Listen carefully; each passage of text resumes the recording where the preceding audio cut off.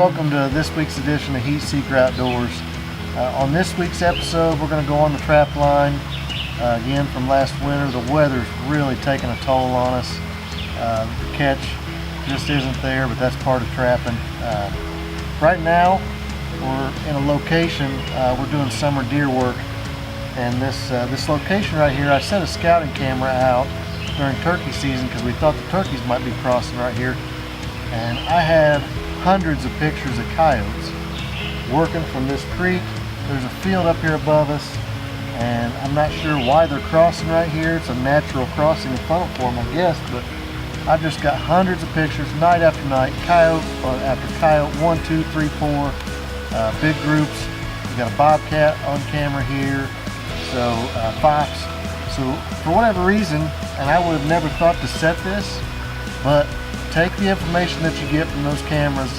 If you're a deer hunter, turkey hunter like us, take the information you get from those cameras and apply them on your trap line, which is what we're going to try to do. Hopefully we'll have plenty of action to show you on next year's video, but we hope you enjoy this week anyway with Heat Seeker Outdoors.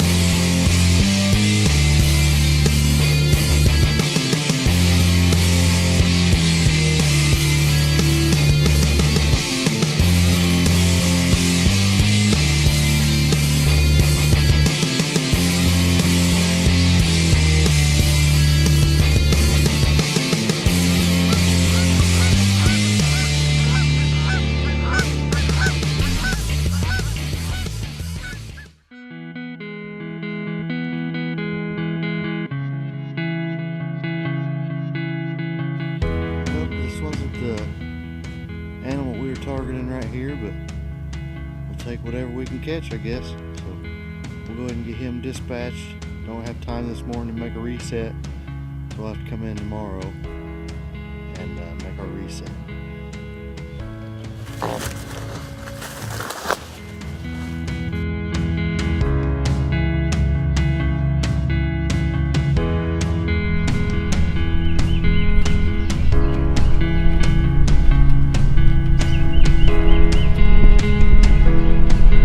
Just real quick on this one, we got a real nice mature Indiana coon. When the snow was on, we noticed that these the tops of these logs right here just beat completely down. We're only talking maybe 2 foot off the ground, this log is, and for whatever reason they just wanted to be on top. We had some dog proofs, didn't connect anything like that, so we threw our hags bracket on as a stabilizer. Put our 1.5 in there, a little bit of bait, and we connected with this big guy. So couldn't have done it without Hag's bracket and our friends with J3 Outdoors. So we're going to get him taken care of and move on down the line. Sweet success. Alright, so we got a nice big mature coon here. Caught it in another coyote set, so we're going to have to remake that. But pretty happy we got a nice coon today, and we'll move on down the line and see what else we have. This is why we set up traps here, because the pond's over there. You can see the pathway that they take over to their field over there. You can see footprints all along this trail. We always set traps on this because there's plenty of signs that a raccoon coming in, so we always want to set on the sign. Hey everybody, we've connected here on this coon and one of our dog proof traps. We're sitting on the edge of, we've got picked beans here, somewhat of a farm lane, and then there's a farm ditch here. We're setting both sides of this ditch. We're setting in the ditch and above the ditch. So we try to double up our chances that way.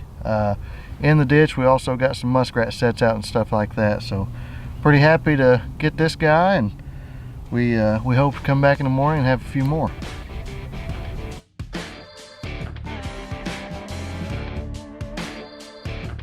Alright, so we're mainly setting muskrat sets and trying to hit target those. But while we're out here, we're going to throw some coon daggers in. Let's try to double our catches. We found this as a place that I love to set. There's a dam of a pond right here. There's food right here, and there's one way in, one way out. Water source right here, so it just kind of cuts through here. We're going to set any way they're going to travel right here.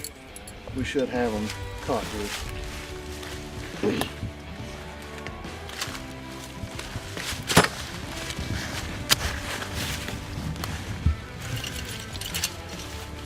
What I like about the coon dagger, they're easy to set up. You can throw multiple sets out real quick, and then it's just one other way to stay in good with your landowner is not catch their dog. So that's why we really like them.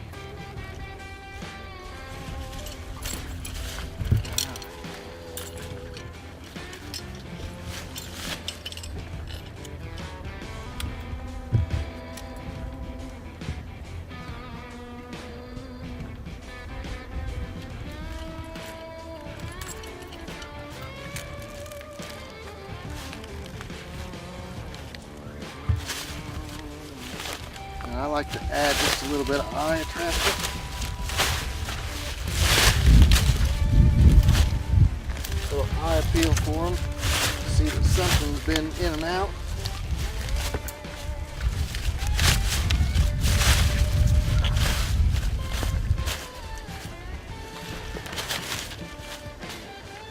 I do my best just to cover up the chain a little bit. We're actually baiting this. We're going to try something a little different and go with Sweet Success. Last year we went pretty much marshmallows on all of our coon sets, and we did okay. But we have some Sweet Success left. We want to get in there.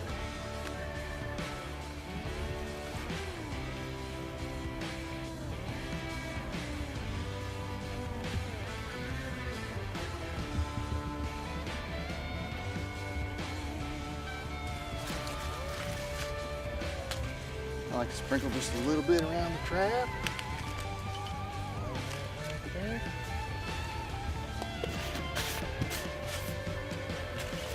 See, just like that, we're ready to move on.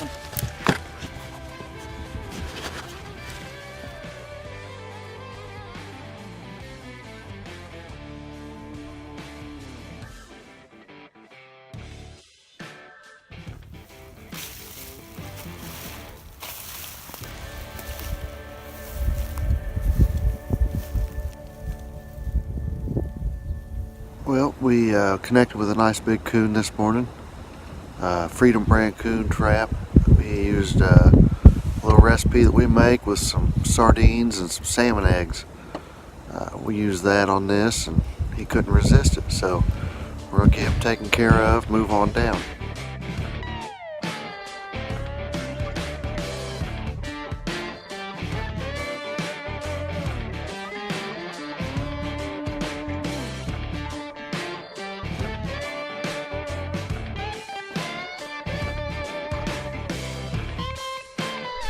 Hey everybody, we're here on the edge of a pond that we've been setting. We got a nice raccoon here in our Freedom brand trap. I want to talk just a second about the Freedom brand dog-proof trap that we use, especially when we're running our trap lines before we are on duty or whatever. We need something that basically the speed means a lot to us on that. So what's nice about this is when you get there, pull it out. Now we're ready to go. We can move on down. We can set a lot of them in a hurry, check a lot of them in a hurry. So this one's set, we'll move on. So now we're going to take a look at another use that we have for the Hags bracket from J3 Outdoors. So we're trapping on a farm ditch, always holds water. You know, there's usually running water coming into it from the tiles and the drain so it doesn't freeze. We got a nice mature Southern Indiana coon using the Hags bracket as a drowner. We're in conditions of 30 mile an hour sustained winds, gusts higher than that, and so the audio's messed up on this, so we're going to talk through it. Got my partner in crime with me. She's always willing to come along even when the conditions aren't right for me. But as you can see there, the trap location is probably 4 feet behind where I'm standing. We got a trap bed back there, a little pocket set, and then we've got some trapper wire down to a cinder block that we use to obviously drown this coon. Basically the water level was way down. You know, when we set that, we were probably a foot higher than that on the water level, and then you know, as the season went on, the water just kind of kept going down. The water was so cold, we're in below zero temperatures right here, so as you can see, this raccoon's actually frozen stiff underneath that water. Just kind of kept him preserved there, and nothing hurt on the fur. You know, we let it dry out a little bit, skinned him out, and it still cleaned up nicely. So the way that this drowner works is there's a hole in the back of that. Lots of different uses for it. We put that our trapper wire there.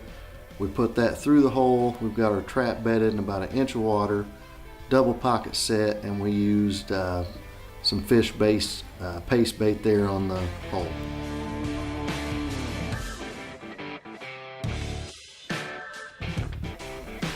Thanks for watching this week's episode of Heat Seeker Outdoors. Stick with us.